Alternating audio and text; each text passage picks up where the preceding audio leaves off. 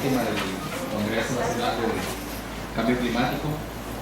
La última que le toca al doctor César Alberto González Suárez, que va a presentar una ponencia muy interesante. Les voy a resumir un poco acerca de su trayectoria. Él es biólogo egresado de la Facultad de Ciencias de la UNAM, obtuvo su grado de doctor en Ciencias en el Instituto de Ecología de la UNAM, y él resalta que desde su época de estudiante se ha dedicado a estudiar el origen de las especies por medio de la selección sexual, lo que se ha traducido en numerosas ponencias y congresos, tanto nacionales como internacionales, así como algunos artículos publicados en revistas como Proceedings of the Royal Society y Evolutionary Ecology. Actualmente investiga la influencia de los contaminantes y el cambio climático global sobre la evolución de la comunicación entre los sexos y su impacto en la evolución de las especies. En esta ocasión, la ponencia del doctor Suárez es acerca de las aves marinas como viajeras oceánicas centinelas del cambio climático.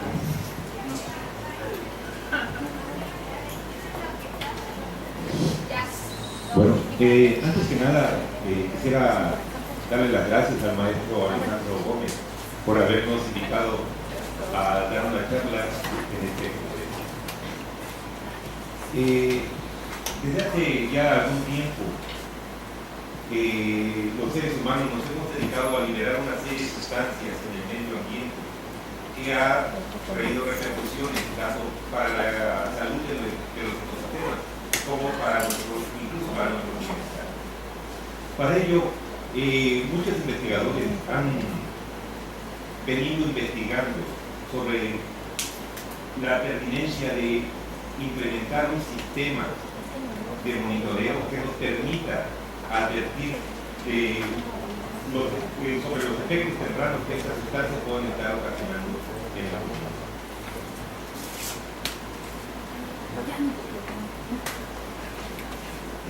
Para ello han acuñado el término de las especies indicadoras. Si bien es cierto que tradicionalmente se habían venido usando algunos experimentos para analizar, por ejemplo, contaminantes en el agua o en los organismos, estos análisis son muy caros y implicaban matar a los organismos. Entonces decidieron usar algunas especies y tratar de ver si podían, de alguna manera, evitar matarlos para que mediante sus señales per se, por ejemplo, de conducta, pudiéramos advertir de un peligro en una fase temprana.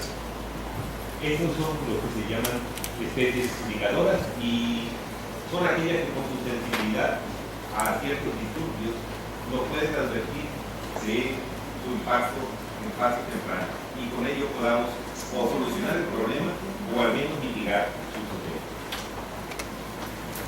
Una de estas especies que han venido utilizando, que están usadas como indicadores, son un grupo de aves que de manera un poco ambigua se les llama aves marinas.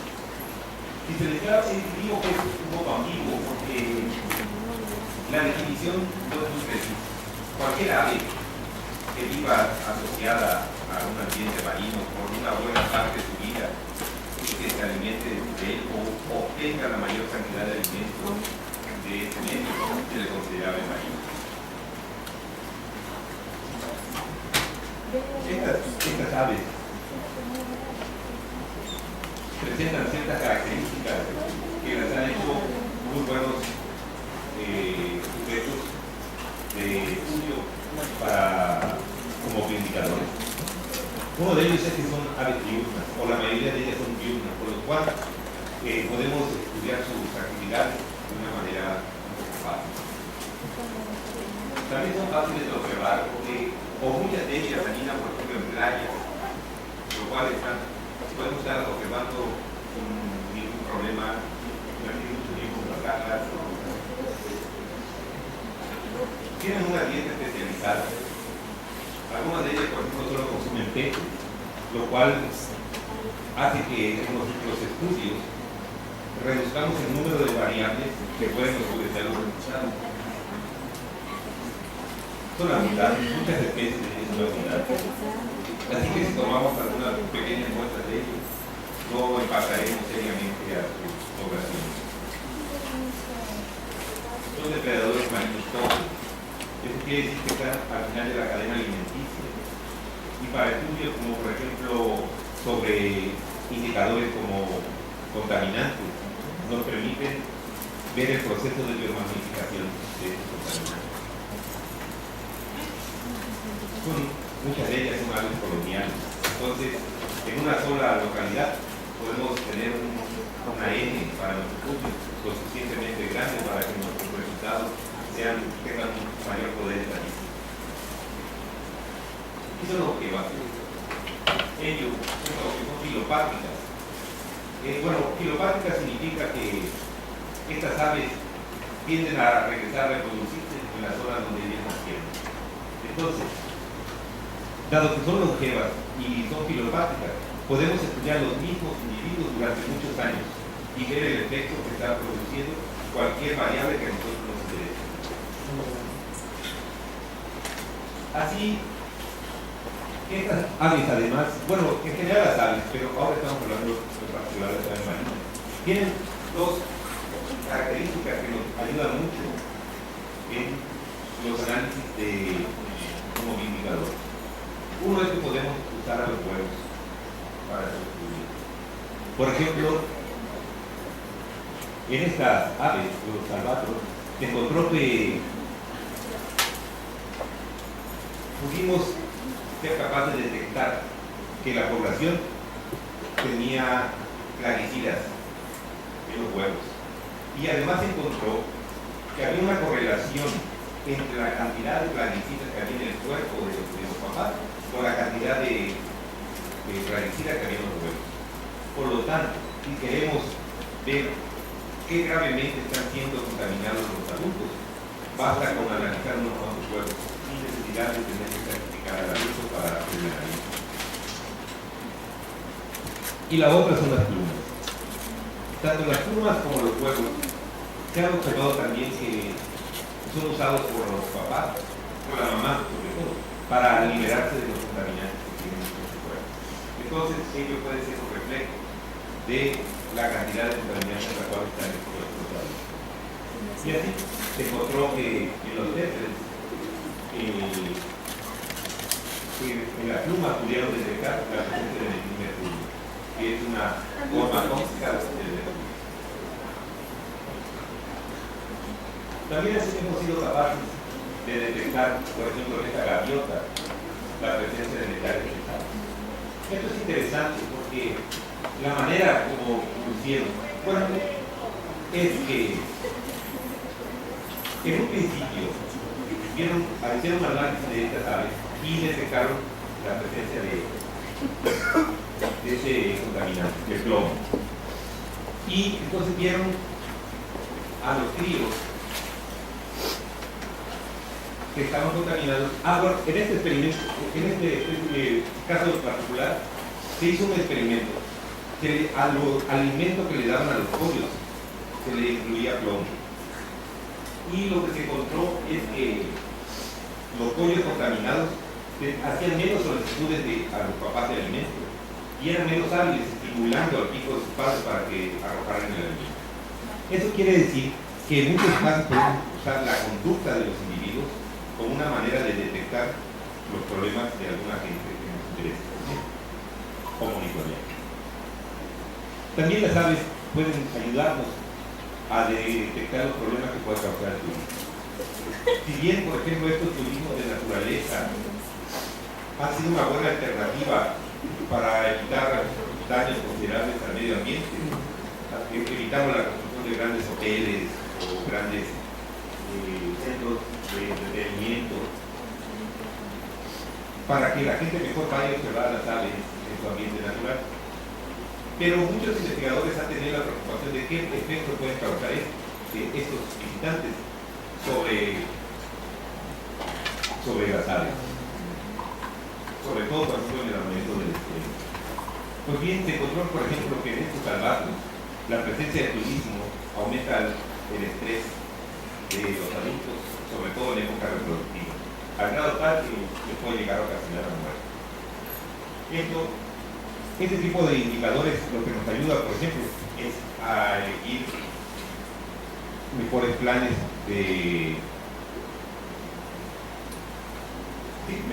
de cómo se deben desarrollar las visitas turísticas, como por ejemplo cuántos días a la semana pueden ser visitados, cuántas horas al día pueden estar expuestas a los turistas, para evitar que el estrés aumente de manera considerable.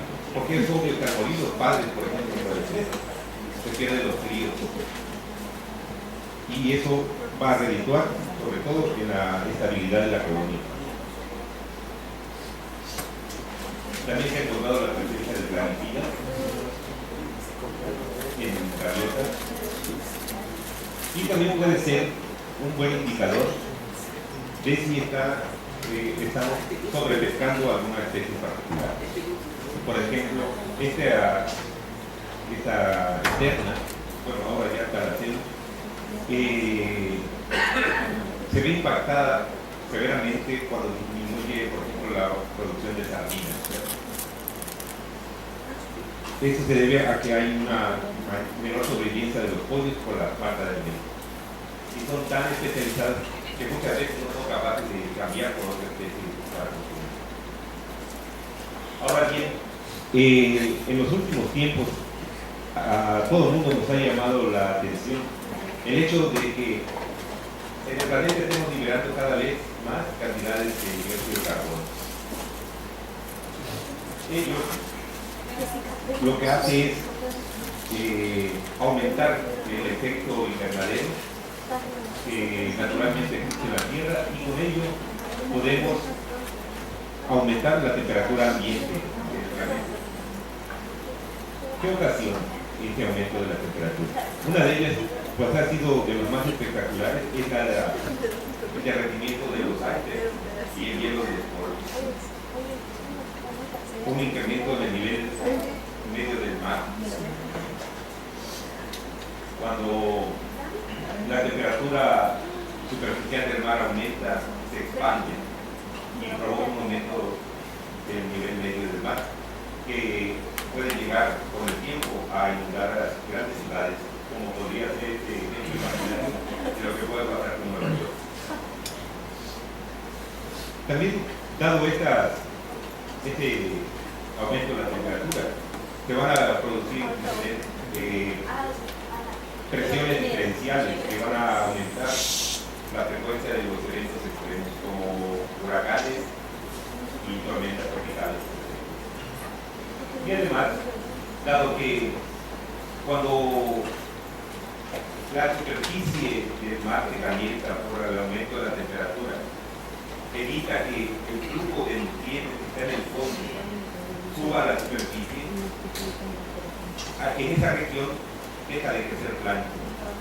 Y si deja de crecer plancton, deja de haber peces, lo cual disminuye la población de aves, porque son los peces los principales alimentos. Entonces, se han desarrollado una serie de mapas que nos permiten identificar en qué zonas la productividad ha disminuido como consecuencia del aumento de la temperatura media de la superficie del mar.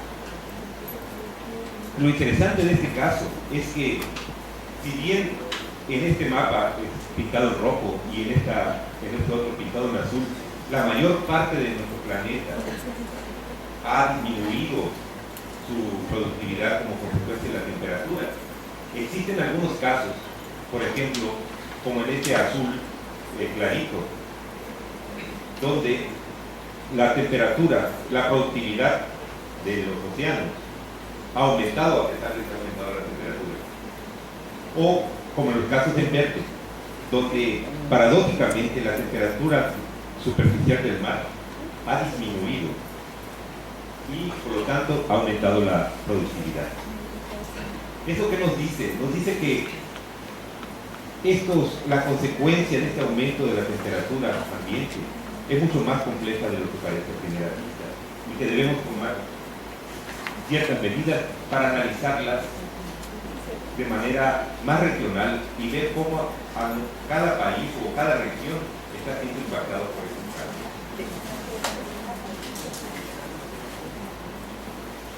El jefe de los científicos consejeros de Su Majestad en el imperio de la Gran Bretaña dijo en alguna ocasión que el cambio climático es el más severo problema que estamos enfrentando hoy en día, incluso más serio que el terrorismo.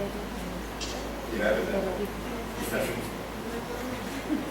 Entonces, para ver todos estos cambios, o cómo si nuestra región o país está siendo impactada por los cambios climáticos y de qué manera está siendo, nosotros y otros investigadores nos preguntamos si las aves marinas podrían ser un buen indicador del cambio.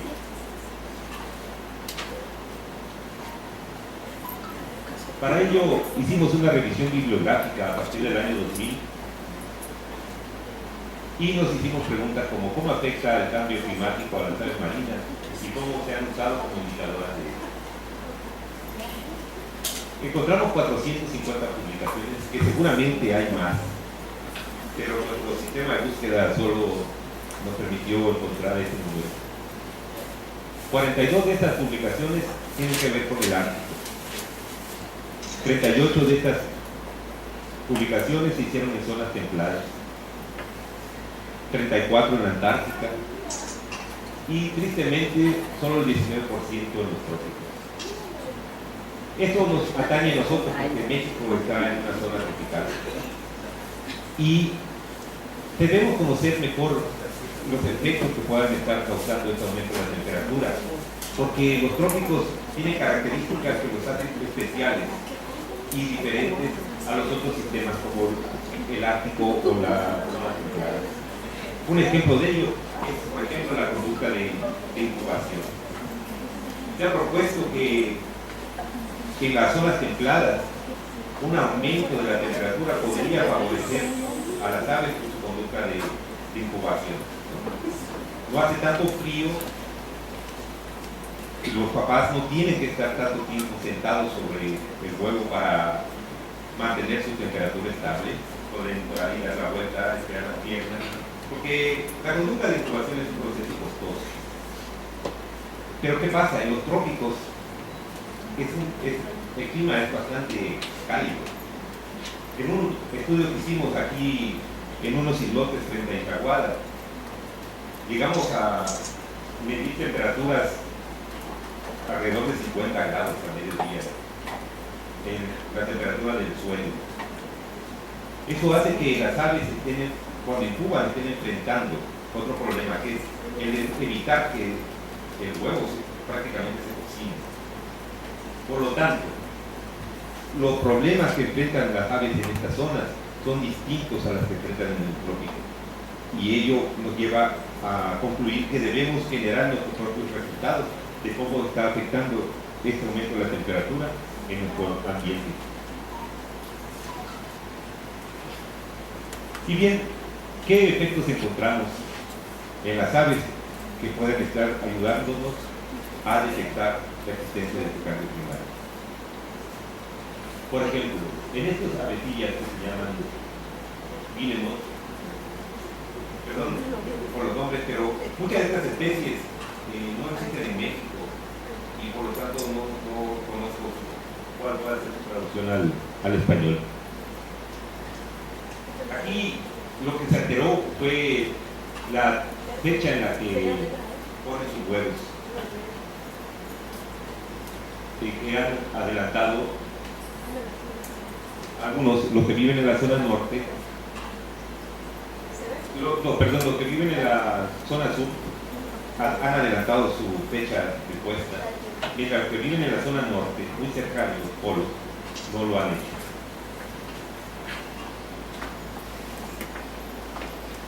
En los Kittiwakes y Guillemots, en una colonia que existe en Escocia, tanto las dos especies adelantaron sus fechas de puesta de los huevos. Sin embargo, la población de Guillemots ha aumentado desde ese entonces considerablemente, mientras que la de los Kittiwakes ha disminuido. Esto puede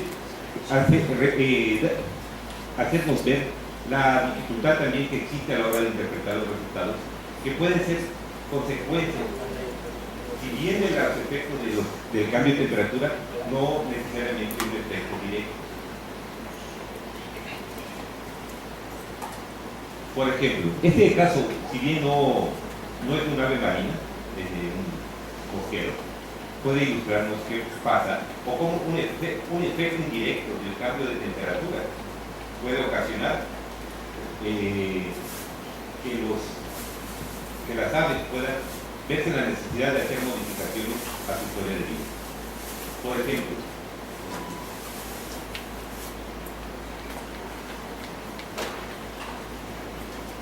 normalmente estos pajarillos anidaban en una época del año, ponían sus huevos, para que coincidiera la fecha de eclosión de estos huevos con una explosión que hay de orugas.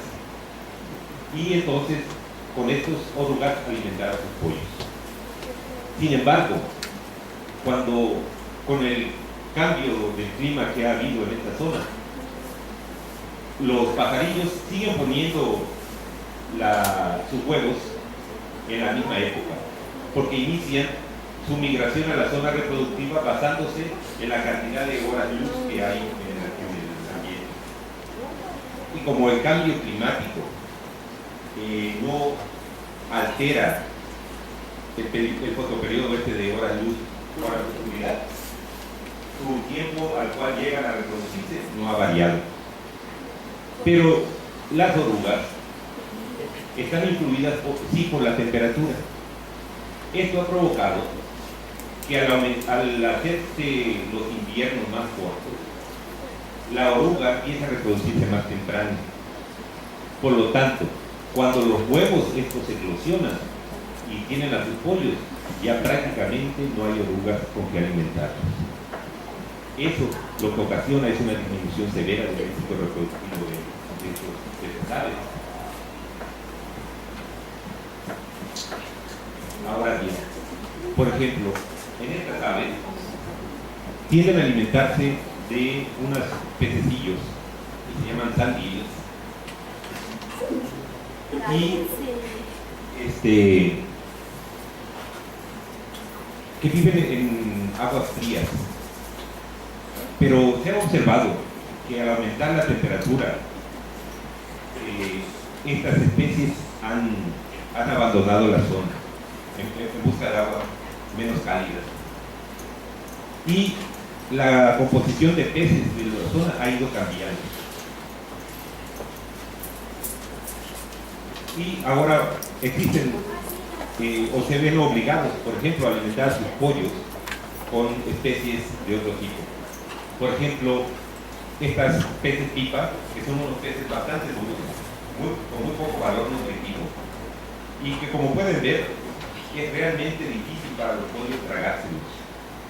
Entonces, es paradójico, porque yo he visto fotos, por ejemplo, de pollos que están en el nido, con el nido atiborrado de estos peces, y al mismo tiempo muriéndose de hambre porque son incapaces de comerse.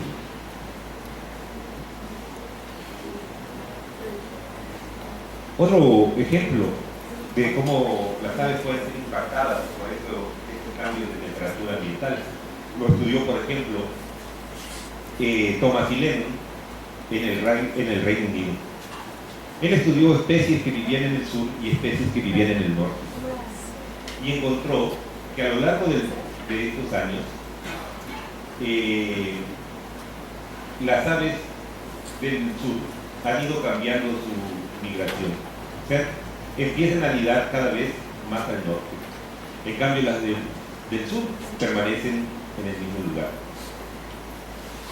Esto quiere decir que estas aves están prefiriendo climas un poco más fríos que no han estado, ya no pueden obtener por la cosa esta de la temperatura. Okay. Sí, yo creo que ya. Y las aves playeras que viven en el este de la Gran Bretaña solían migrar hacia el oeste para evitar el frío, ¿no? La zona este de la Gran Bretaña usualmente tiene inviernos mucho más crudos que la zona oeste, pero tiene la ventaja de que hay más alimentos para estas aves playeras. Entonces, con el cambio, como este aumento de temperatura que ha tenido la Gran Bretaña, se ha encontrado que estas aves han dejado de migrar, porque las ventajas de viajar hacia el oeste se han perdido, y entonces ahora prefieren quedarse en el este, donde pueden conseguir más alimentos.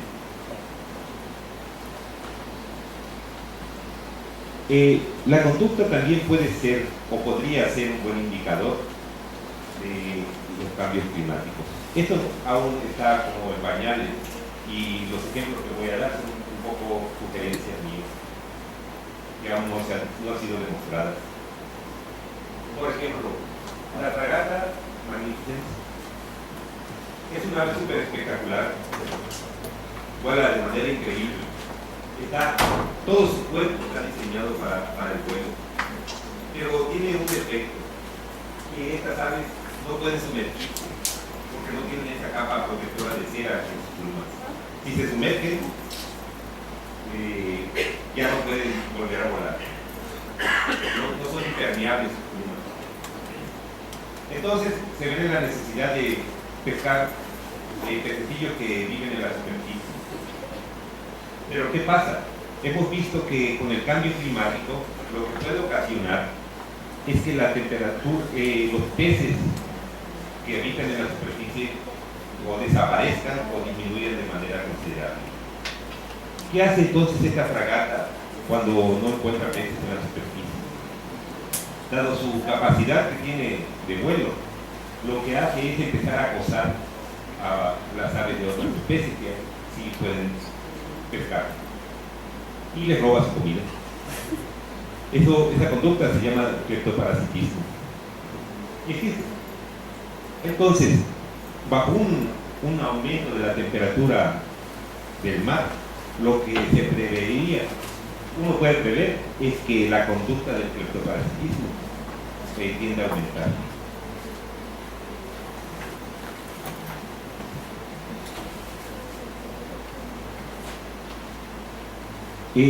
Eso también el huevo de patas azules, cuando se reproduce, usualmente tiene 2 pollos. Estos pollos nacen como con 2-3 días de diferencia, lo que ocasiona que el hermano mayor sea más grande, pesado y con mejor coordinación motriz que el hermano menor.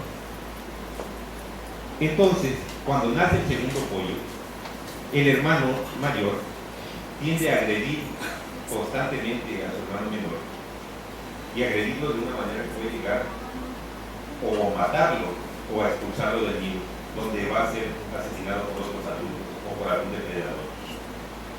Pero esta conducta, al menos en el huevo de patas azules, depende mucho de la cantidad de alimento que puedan conseguir sus padres para alimentarlos. Si hay mucho alimento, generalmente el pollo menor sobrevive. Si hay poco alimento, el pollo menor muere. Entonces, si es verdad que como consecuencia del cambio climático habrá una disminución de la productividad de los mares, lo más probable es que veamos en los próximos años un aumento de la frecuencia de estos actos fratricidas.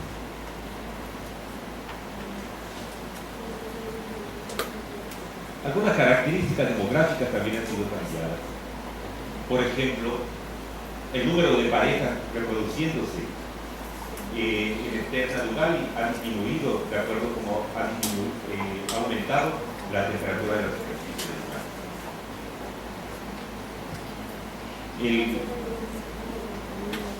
Cómo van aumentando el peso, los pollos también se ve influido por la temperatura de la superficie.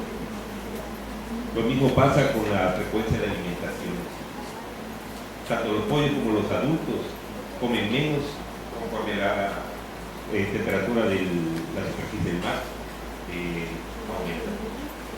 Y por último, el éxito reproductivo se ve reflejado en ello. En esta literatura áfrica, el porcentaje de pollos que llegaron a emplumar se vio reflejado con la temperatura media del mar, donde hay una temperatura intermedia, que es la ideal, y una temperatura que, llegado a un número, ¿no?, a una determinada temperatura, puede llegar a ocasionar que prácticamente la población el número de fletchings, de volantones, llega a ser 0. Y eso posiblemente de momento sea un resultado